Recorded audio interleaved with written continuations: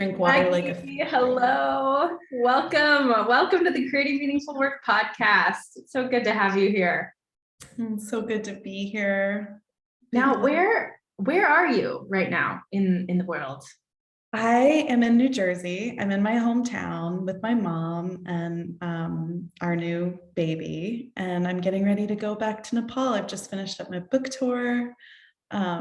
Our little family is all gathering here, and we leave for Nepal very soon. Actually, our daughter's starting up kindergarten at Kopila, and we're going to get back just in time for the new school year. Oh my goodness. Wow. I feel like I know your mom and dad from your book. I'm like, oh yeah, I know them. You're in New Jersey at your home. Congratulations. The trampoline in the backyard and the cul-de-sac and good old Americana suburbs of New Jersey. Yeah, I'm a Jersey girl. Love it. Love it. For those who aren't familiar with you, Maggie, why don't you go ahead and introduce yourself? Tell us a little bit about you and the work that you do. Yeah, so I was brought up in New Jersey with a very traditional upbringing, having my most basic needs met. I'm one of three sisters, played soccer, went to public school. Towards the end of that journey, everybody goes to college here, and it's just a product of privilege. And everyone was asking me where I was going to go to college and which school I was going to and what's the name of the school and what's the brand and blah, blah, blah, blah, blah. And at the very last minute, I was just like, oh, I don't really know what my purpose is. I don't know what I want to do in this world. And I'm 18. How am I supposed to figure this out?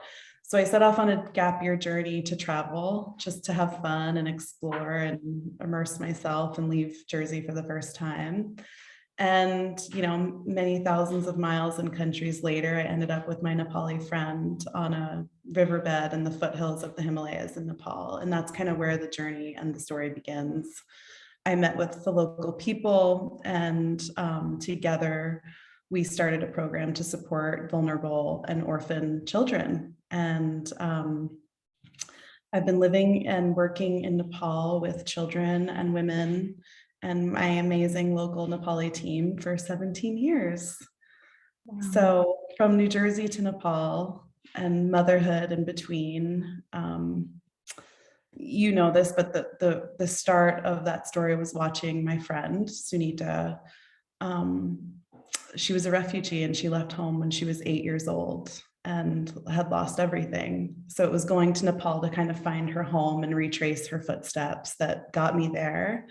And then what kept me there was meeting children breaking rocks to survive. And I just had this kind of standstill, shell-shocking moment where I was like, I don't want to live in a world where children are breaking rocks on a riverbed who are 3 and 4 and 7 years old, like, and not going to school and not having food to eat and not having a safe place to live.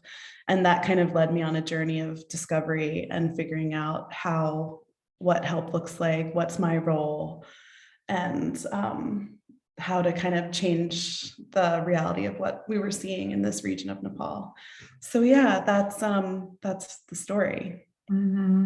Wow. You know it. I've been on Yellow, like you've been such a champion of me and Yellow, the whole community. I feel like you've just had my back. And as women, you know, you've really uplifted our story so much over the years. And I'm really grateful to be here and grateful for you.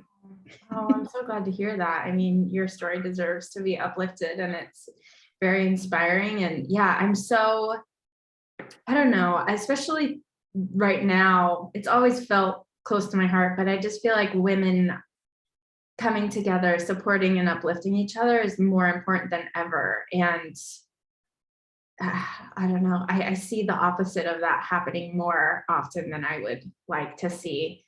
So yeah.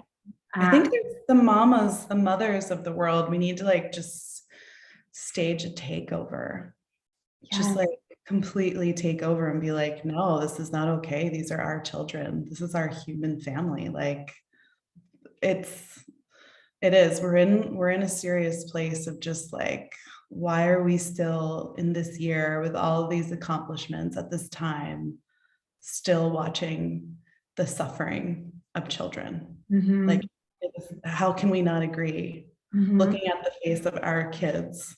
Yeah.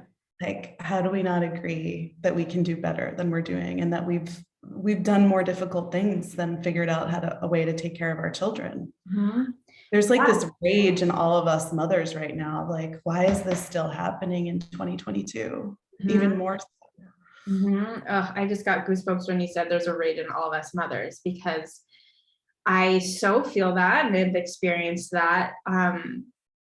I feel like the addiction to power and wealth and influence is so much stronger than I ever even really knew it was. And we've really seen that come to the forefront, I think, throughout this year. I mean, throughout the last few recent years, we've really seen that. But wow, like power, money, success, influence, it's just like the god of America. And yeah, I don't think we value, I don't think the powers that be, some powers that be, value our children as they should be valued. And it's infuriating. It is awful to see. And you know, you are the mother of how many children? Tell us about your motherhood journey. I'm to 58.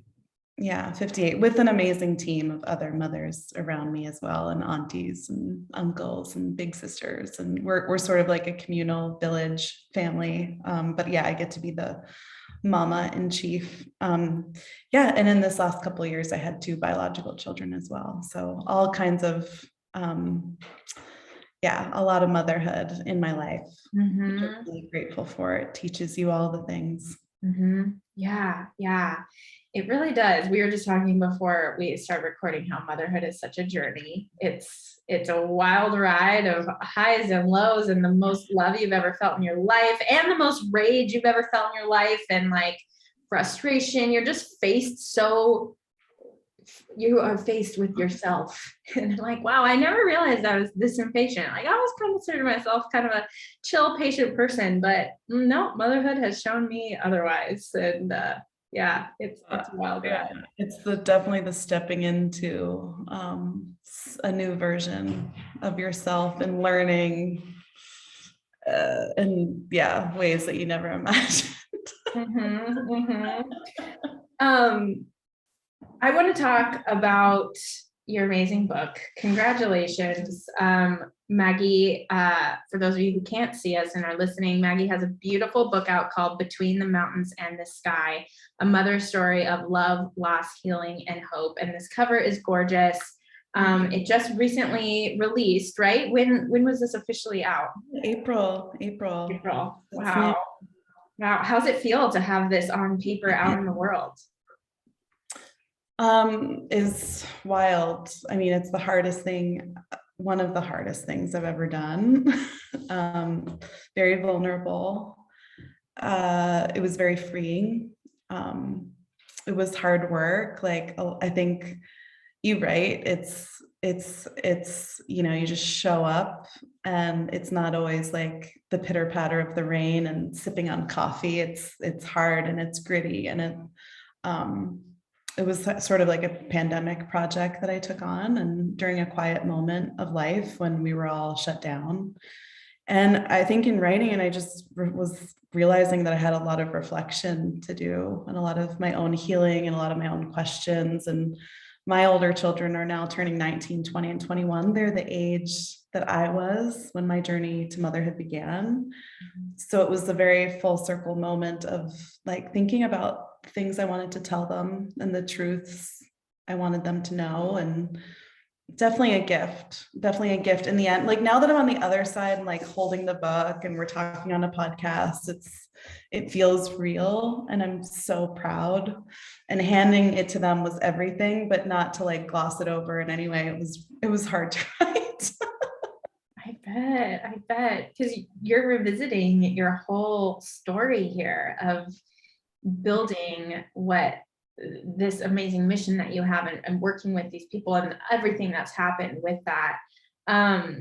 So I'd imagine that would be, filled with a lot of reflection, and like diving back into these stories and who you are as a person, did you experience learning more even about yourself through this process? Yeah, well, kind of through when you become a mother or a leader of an organization, you just like have to put on like this like go, go, go, go, go. Like there's this engine in you that's just you gulp down a lot of the things without always processing them or taking time to process.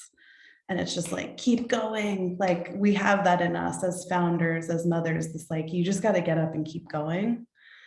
And so this was kind of a moment, it felt very healing and cathartic. And I know writers all say that, but it's true, like to just go back and take a breath and go back to like my 18-year-old self and just hold her hand and be like, whoa, this is what we've been through.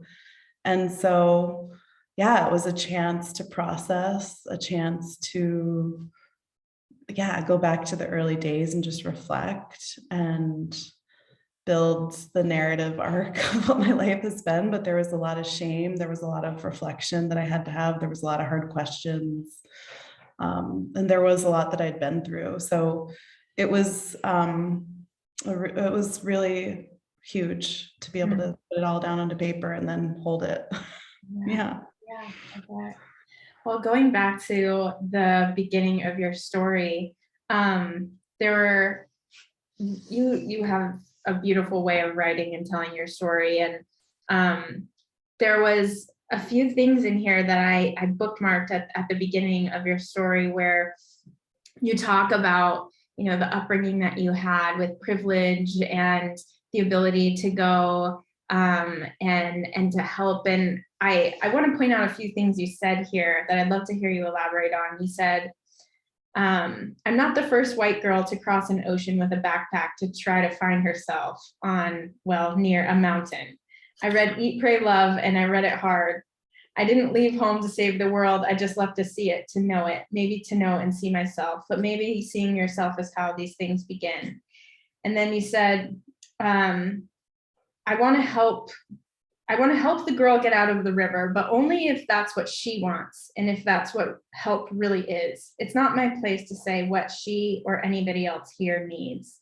And you say colonialism with a good heart is still colonialism.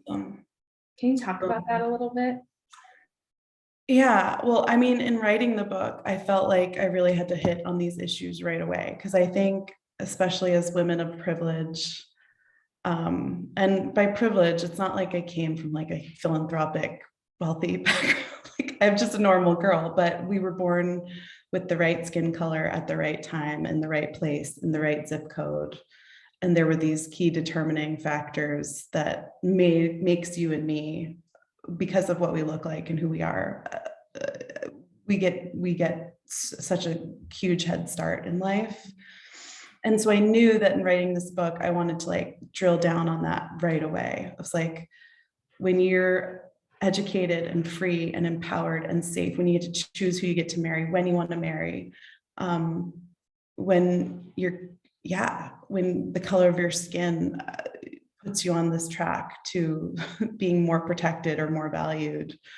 What does allyship look like? When you want to help and you want to solve a problem and decenter yourself from it, what does it look like? So I think that part of the book was just being like, I think early on, I recognized that I didn't have the answers. I knew that this thing moved me deeply and emotionally. And I knew that I was staring at the face of a child and being like, this is not okay. Just because of where I came from, and I'm looking at you and you're breaking rocks on the riverbed. So the first kind of question was truly like a question and a listening. Like, okay, I know something about this isn't right, but I don't know how to begin to fix it. Looking at a 5-year-old girl, looking through the garbage and breaking rocks, survive isn't right, but then what's my place? And how do I where do I even begin? And so I think in that part of the book that you just read, which I'm not surprised at all that that's the line that you identified, was like that first question of like, what is my place here? And I think the answer and the journey that I go on in the book is what does help look like? And help can only be what the women and the children and the people themselves decide. And because of that question, I think it enabled me to be a listener and a facilitator and figure out what my role was really early on. But yeah, I mean, it's figuring all of this stuff out is so complicated. And I knew in writing this book, especially, like, we're at a time of reckoning and having these really hard conversations about privilege and power. And at first I just didn't want to talk about it. I wanted to just not write the book at all. And then I was like, no, because I've been in this position, I need to write about it and talk about it. And then hopefully share my learnings and pass on the baton to other humanitarians or travelers or people who want to do this work ethically and appropriately and in partnership and in allyship. Yeah, good line that you picked out there. Well, there was another one along those same lines where I was just like, oh my gosh, you said the more I research, the more I see that the future of these kids will depend as much on my ability to deconstruct as it will on my ability to build. And I think no matter what we're doing, you know, if we're traveling or going international or just here at home, I think that deconstruction, you know, the systems that we've been a part of, the systems that, and I say we as, you know, white cisgender women in America,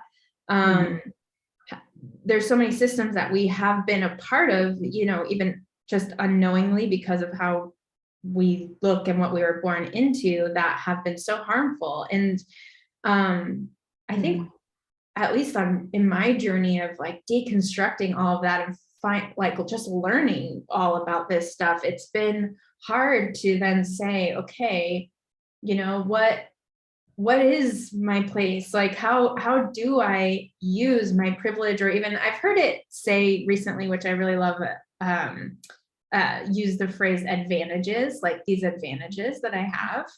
How do you use that for good and without getting too perfectionistic about it? Because I think as white women, we can do that too. We're like, no, it has to be this and this and this, and this is the way to go. And we lose the human connection with the people that we actually are, you know, wanting to uplift and to do our part to use our advantages for good. But we can really, I think, even center ourselves in that desire, that intention to do good. Like you said, colonialism with a good heart is still colonialism. Yeah, and yet at the same time, there's a sense of urgency and we can't wait. You know, there's this like, yeah, I'm going to wait until I'm in a better position. I'm going to wait until I am successful. I'm going to wait. You also don't want progress to be stalled by your perfectionism and you know, so there you have to learn and you have to work in partnership and find your place in it. But then at the end of the day, we also just need to get to work and make the change that needs to be made so that we can hand off a better world to our children. So yeah, it was good to just talk about it, and then kind of share my learnings and my failures and where I went astray. It was a major thread in the book. As a white cisgendered gal from suburban New Jersey trying to support a community in Nepal. Yeah. Can you talk about that journey a little bit? Tell us what was, when you look back and, you know, all the stories that you've written about in this book, what feels like most important for people to hear, or what feels like you're really proud of? I know you're proud of the whole book, but what are the stories that you're like, oh, I'm really glad that was able to be captured in here? Yeah, there's this line in the book about Hema, and she's the first girl who, you know, we enrolled into school because education is the world's greatest equalizer. When we talk about access to opportunity, education's one of the biggest head starts that you can get, and it's a huge issue for girls and women around the world. And so I have this line in the book that says, she looks at me like maybe I have the answers, and sorry, I might have just messed it up, but she looks at me like she is the answer. And I think our children, and finding a way to ensure that their most basic needs and rights are met, they then take that opportunity and they are the answer. If we can figure out a world where children are safe from harm, where children are nourished and fed and uplifted and cared for and loved, I believe that as a world, we will find our way to peace. And I think our ability to either exist or not exist as a humanity on this planet will come down to how we can care for our children.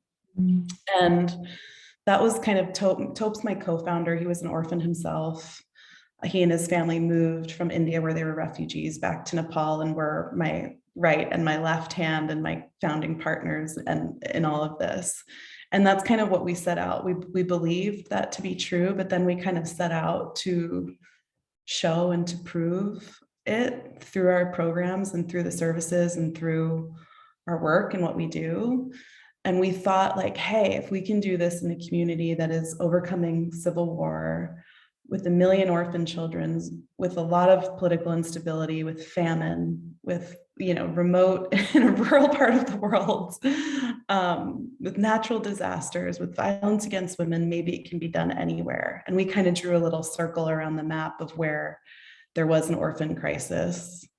And then we set out to build a community where children could thrive and grow in their culture and their communities. So I think our biggest success, and a long-winded way to answer your question, is that our children they came into our programs having the worst, atrocities and unfairness and loss.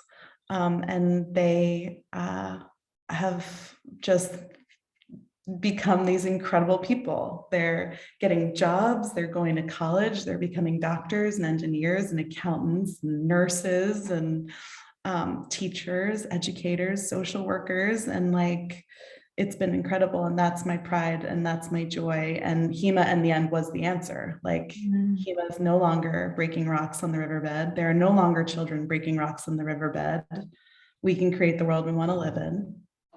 And we don't need to stand for a world where children are not being cared for. So I think now we have 200 kids out in the world. We have 500 kids in our school, and they are everything. They're incredible.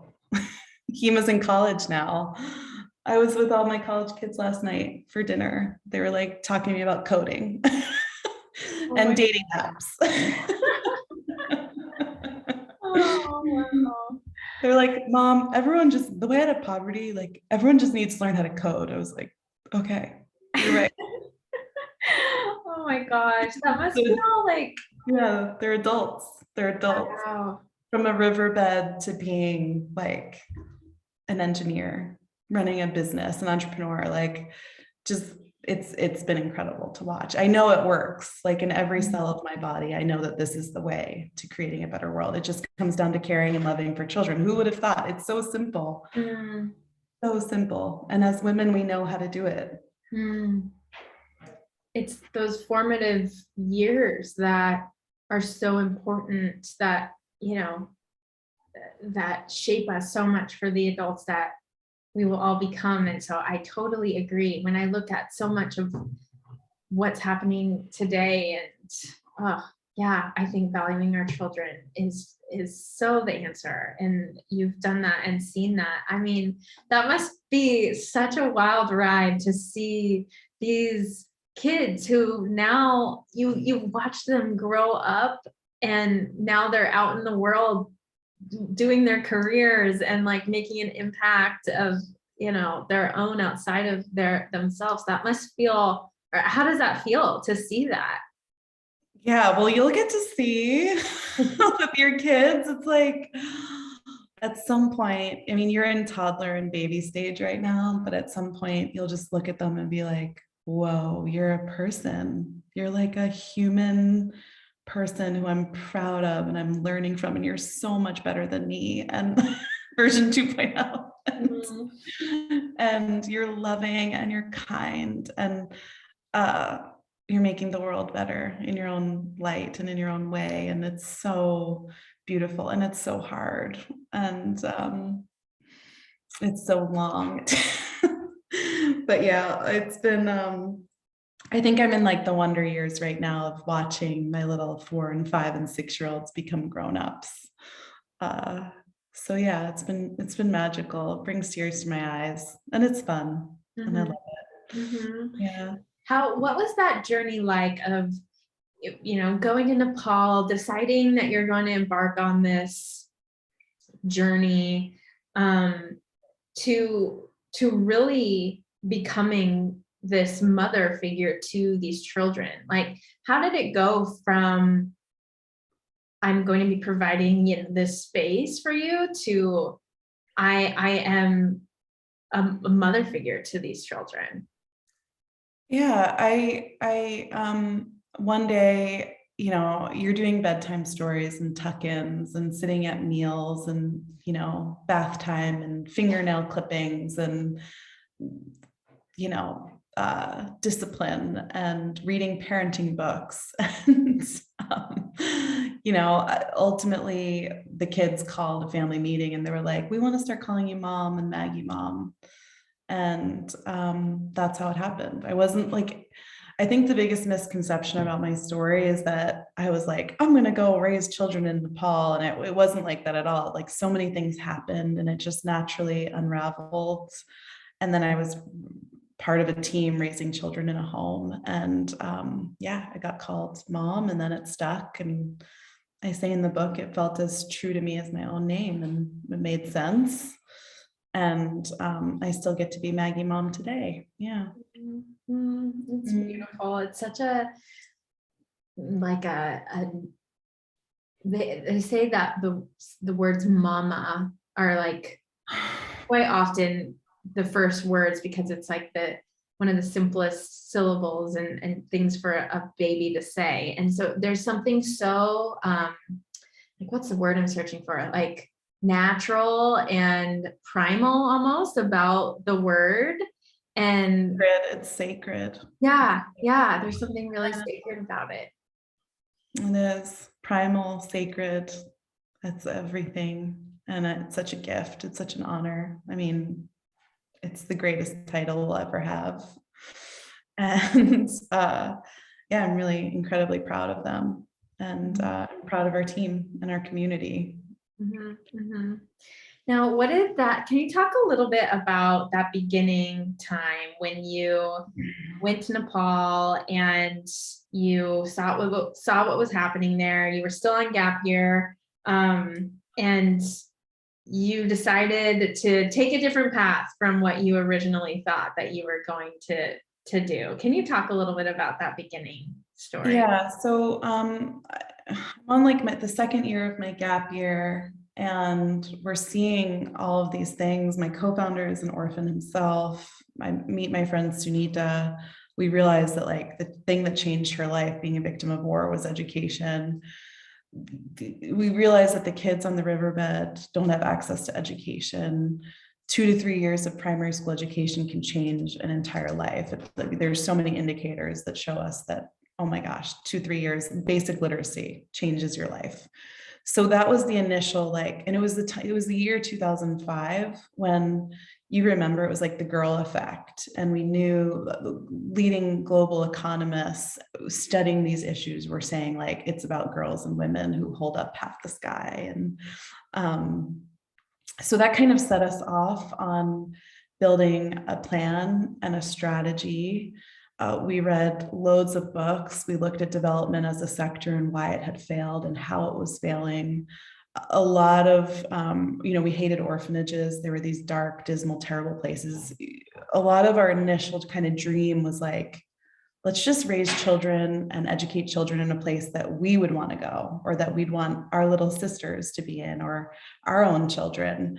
And today that's like a very leading force in what we do in the model that we created. It's like, this is a place, Joanna, that you'd want to send your kids to school, regardless of it being in the foothills of Nepal in an impoverished region. Like I guarantee you in a heartbeat, in a second, you'd be like, yeah, my kids will go there. So that's a big part of it. Yeah, and what makes it that way? Like what were some of those things that you wanted to implement? Yeah, we kind of like just closed our eyes, and it broke our hearts, like there was this crisis, right? And children are suffering, but then we kind of like closed our eyes and put together a vision of what a happy childhood looked like, looking at the strengths, listening to the people and what they wanted. And we wanted to paint the walls bright yellow, because like when you think of the word orphan or orphanage, or like, beggar child, you think of like darkness or slop on a plate, or like loneliness, being left, being abandoned, losing everything. So we were just like, let's create a place with puppies and books and music and meals around the table, bananas and fruit and enough food to eat, and warm blankets and kites and flying in the sky and a tree. And so, yeah, initially it was not in like a Pollyanna kind of way, but like, okay, what makes a happy childhood? What makes a happy childhood makes a happy life, and a child who's able to find their way through community. And that was like the initial formation of what we were trying to do. And then the same with our school. Let's remove corporal punishment. Let's instill school lunches. Let's support women and create safe places for women to come together. Women didn't go to school, they were illiterate. So let's create vocational skills and training programs and bring mothers and women together to prevent children from becoming orphans. And we just slowly and organically, step by step, we didn't go in with money. Like this whole thing started with my babysitting money, but slowly, step by step, sketching up a dream and a vision, learning, listening, planning, and taking from other models as well that we knew were working. And before we knew it, just you plant a seed and then you watch it grow. So what we learned early on was like, okay, you can put a kid into school and education will do a lot, but if they're not safe, if they're hungry, if they're not having access to clean water, like if they're not safe at night, you have to kind of dial it back down in that hierarchy of needs. And then we started at the bottom and kind of built our way up. And eventually we got to like a soccer team, an after school program, a library. But we had to start with like clean water and nutrition and children being kept safe from, harm and violence and loss. Yeah. So. Yeah. I mean, it's, you mentioned, the hierarchy of needs and how simple, like how we need as humans our basic needs met, and then we can build up from there. It's awesome. What were some of the major, I know with building anything, especially like what you've built, there's always hiccups and there's things that happen along the way. What were in building BlinkNow and building this space, what were some of the biggest challenges that you faced? Oh my gosh, so many. We would still have like initially it was not being able to help everyone. It was just like developing a system when there was so much need and so much trauma. Like finding the resources, taking in children, finding the right teachers, navigating political instability and like floods and earthquakes. Everything was hard, to be honest. Like nothing was simple, nothing was easy. the only thing that was easy was like loving the kids and realizing that it worked and that they had so much potential. Everything else about it was hard. It's like, you've done that, you've built something from the ground up. It's you go in thinking like, well, why can't we just do better? We can do this. And then, especially as a young founder, I think it just like, like hit wave after wave. And we had a lot of that. And it was really humbling to write about it all. But yeah, we'd do all these interventions and then we'd lose a child. It was just, we were up against so many difficult things, and developing curriculum. I think a lot of the theme in the book and my life and our organization was, where does culture meet? Like, what part of a culture can you change? A lot of times, like with early marriage, for example, a 14-year-old girl is getting married. Well, it's the culture. And you're like, oh, I want to immerse myself in the culture and speak the language and work with the people. But figuring out where's the black, where's the white, where's the gray in between, and how do we create change around that? Like with menstrual health and violence against women, it's the culture. Like, okay, well, how do we shift and host these conversations and create the change that needs to come about? And there was a lot of push and pull, and how do we work this? Like, this, but girls who are on their period in Nepal, they have to sleep outside in the cowshed because they're considered tainted or unclean, and bad luck. Well, okay, we want to change this because girls are at risk. They die of cold, of smoke inhalation, of snake bites. They're at higher risk for sexual assault, but it's a cultural belief system, right? Mm-hmm. So I think a lot of the challenges were around the complexity of this work. And like we said in the line that you talked about, like the agency and the empowerment has to come from the people themselves. And I think my own learning and my own hardness, and luckily I had Tope and an amazing community of women to help, was just like, sometimes you just want to go and fight it and stop it. And what I realized is that change is slow. And it happens from the people themselves. So yeah, that was so many hard things though. At one point writing the book and kind of going back and reflecting, I was like, wow, this was hard. I can't believe we're still standing. Like, it's hard. Yeah.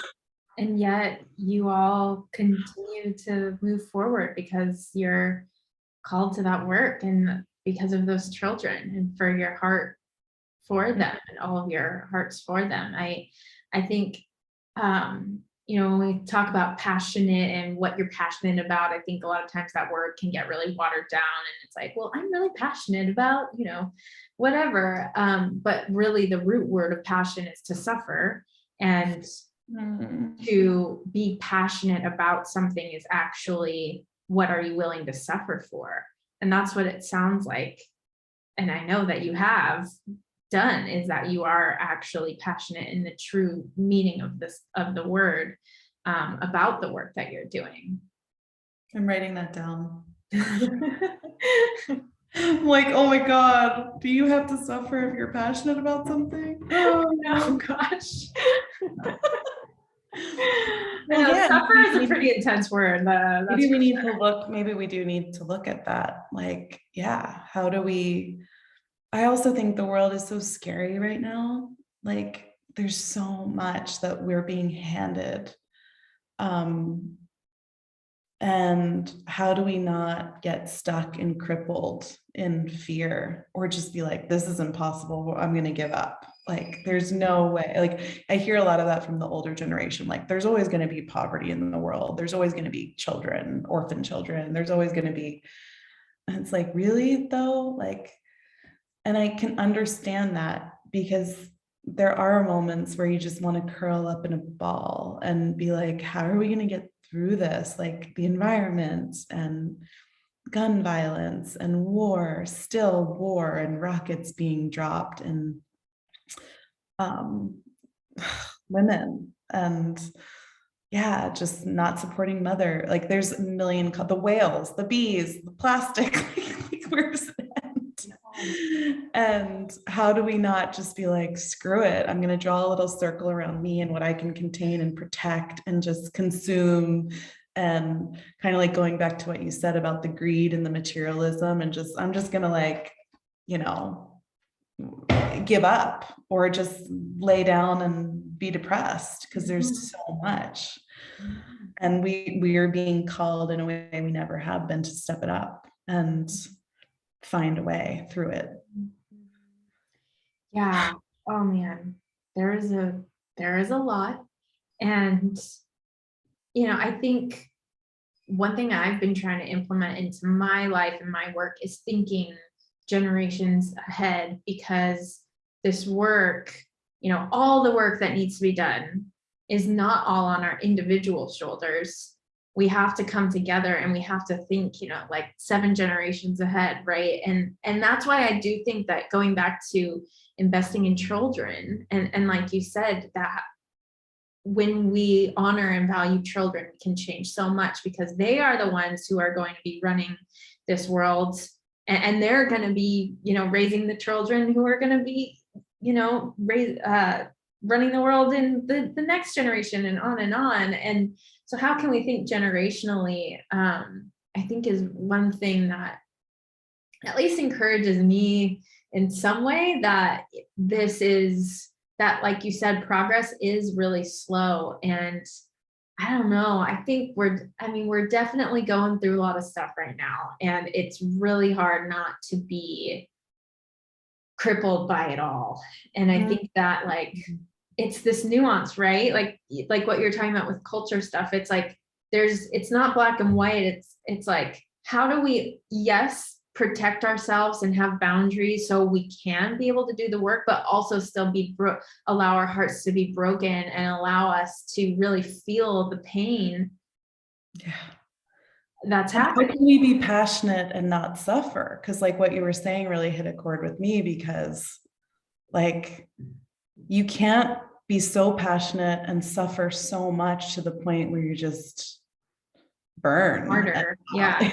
Yeah, it's like finding our place and finding like our inspiration and giving from a place of inspiration and staying motivated and staying like hopeful. Like, how do we stay hopeful for our kids?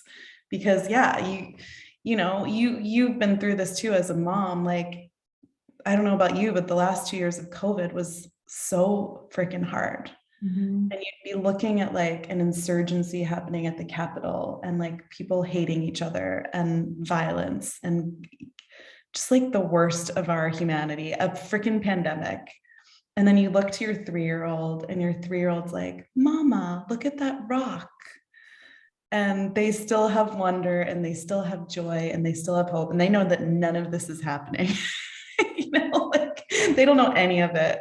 And then we're like kind of called to them to still keep that lightness and that hope and that wonder and that joy. And not to like just give up on it all. And that's the gift of children, right? So how do we harness that and use it as fuel? And yeah, I think that will be the thing that either helps us hold hands and come together and believe in this, or not. But I do think looking at a child is really hopeful. And when you look at your own life and like, what are the things that made me what I am?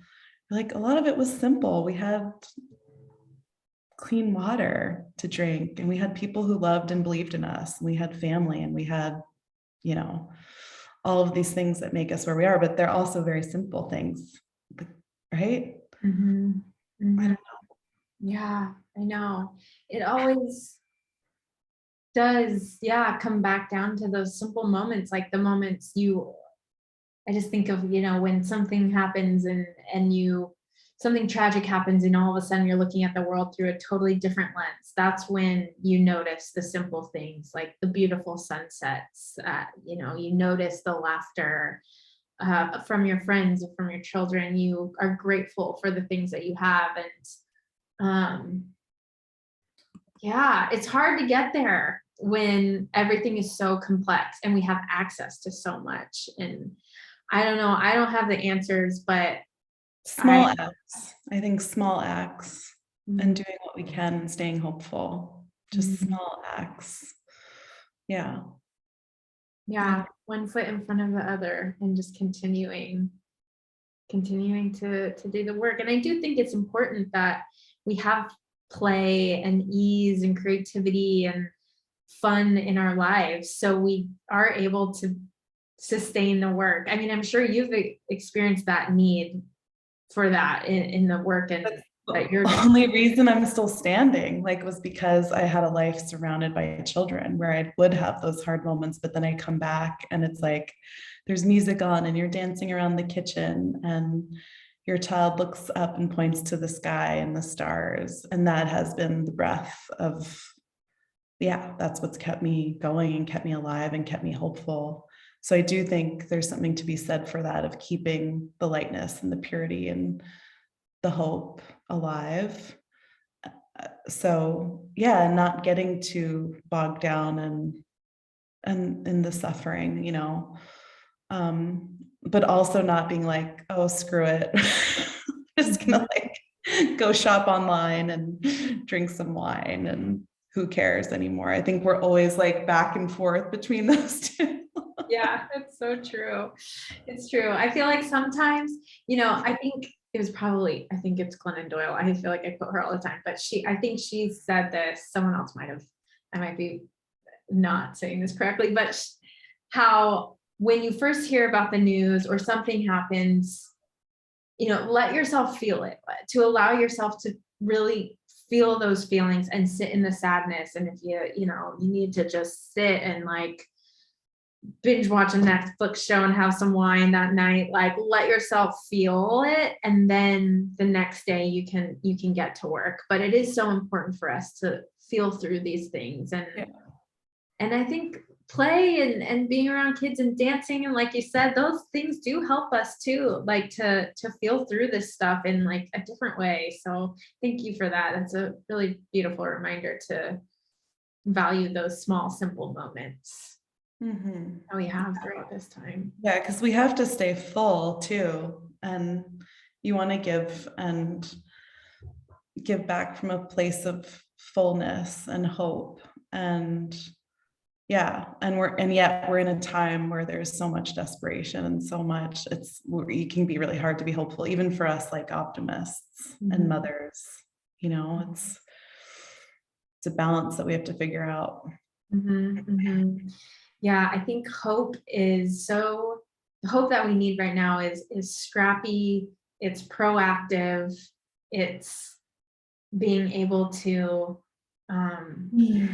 move forward and to believe in humanity, and that we're going through there's some really, really awful things that are happening right now, and yet there's also some beautiful things in the midst of all of that, and those things can exist at the same time. And I think that that's so a reflection of you, the beauty and the hard stuff, and existing within the gray of those two that do exist at the same time, and here you are, like having dinner with your kids around the table talking about dating apps and coding.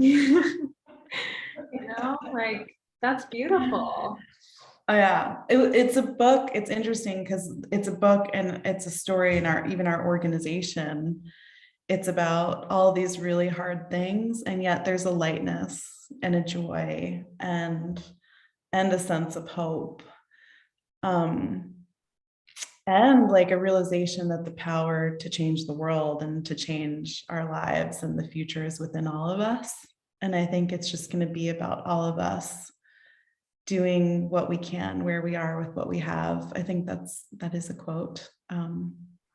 Just like start where we are, start now, do what we can, believe, make the best of it. Yeah. Maggie, what? Mama take over. Yes. with all of our rage. You know what? I watch sometimes these true crime documentaries, and I know once there's a mom in on that scene, that mom is going to outbeat any of those detectives. She's going to beat out like all the police, anyone who's working professionally on that. That mother is going to get the job done because she pissed and she's going to figure it out. Leave it to moms. Maggie, what before we end our conversation today, is there any bit of thoughts or advice or encouragement that you would like to give the women out there who are listening, who are creating meaningful work?